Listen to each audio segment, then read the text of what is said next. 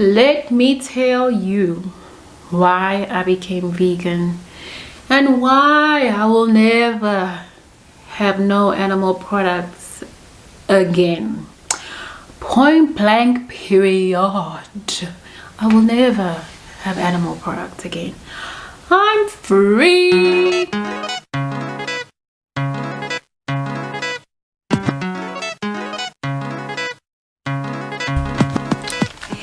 What's up, you guys? That was okay. Anyway, it's fine. What's up, you guys? Welcome back to my channel. My name is Lee, and if you're new, welcome, and if you've been here, what's up? So as you would have seen, my title today is a bit of a storytelling on why I became vegan and why I needed to be vegan. I needed vegan before vegan knew I needed vegan. Anyway, a bit of context. I'm gonna try and not tell too much. I don't want the video to be too long. Mindful of concentration spans. So growing up, I've always been I can smile now because I'm not sick anymore, but growing up I've always been sick. I've been in and out of hospitals a lot, and for some reason, sometimes I didn't know why, but my mom obviously would take me to the hospital to get checked up, because either I had pains, I had discomfort that I couldn't obviously understand at the time. But then obviously later on I became wiser, became mindful, and then started having constipation. I was struggling to go to the loo. I ignored it for a while, did some homemade remedies, and then I went to the doctor, had my first digestive related surgery with regards to constipation. My mom tried her best to get me a female doctor, and I had a male doctor. That must have been the most embarrassing thing of my life, but he did the things that needed to be done. So I got treated for that, and he put his hand on my back, and I don't know what he did, but I was fine. And then later on, I experienced another discomfort that had to do with my digestive system.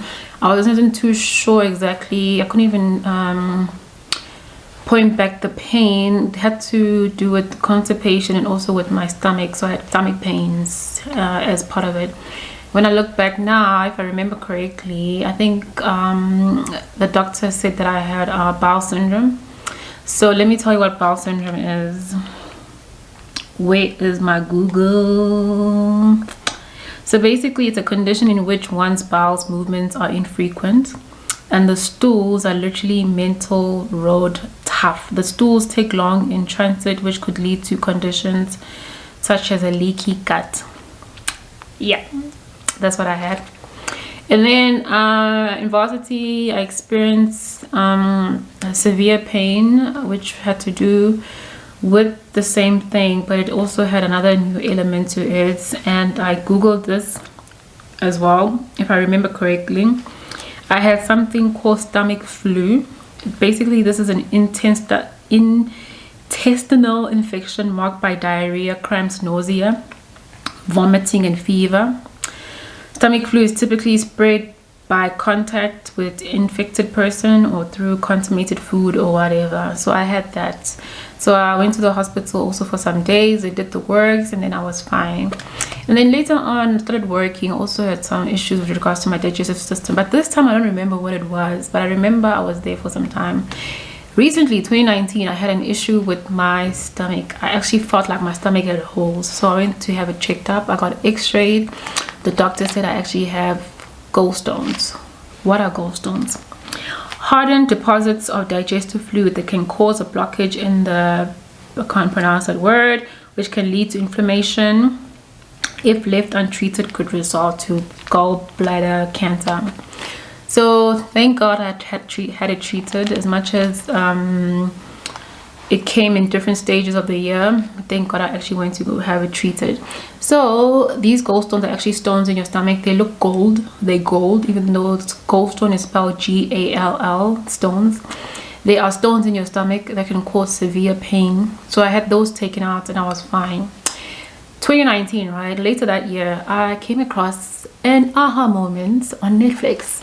I saw a documentary called Game Changers, where they were talking about how people have lived being vegan, how people with illnesses or struggles with whatever illness that they had, they transformed their lives by becoming vegan. So I said, let me try this vegan thing and let's see what it does for me, because I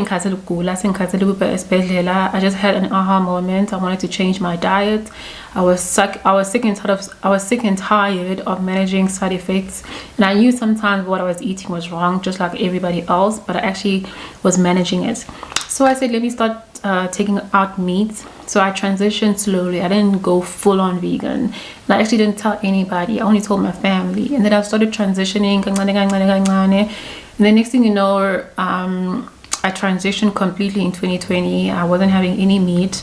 I wasn't having any milk, cow milk, or any bakery with animal products. Nothing.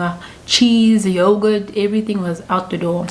But luckily for me, that year, being vegan, for some reason for me, felt like it was such a big trend. It was like everybody wanted to be vegan.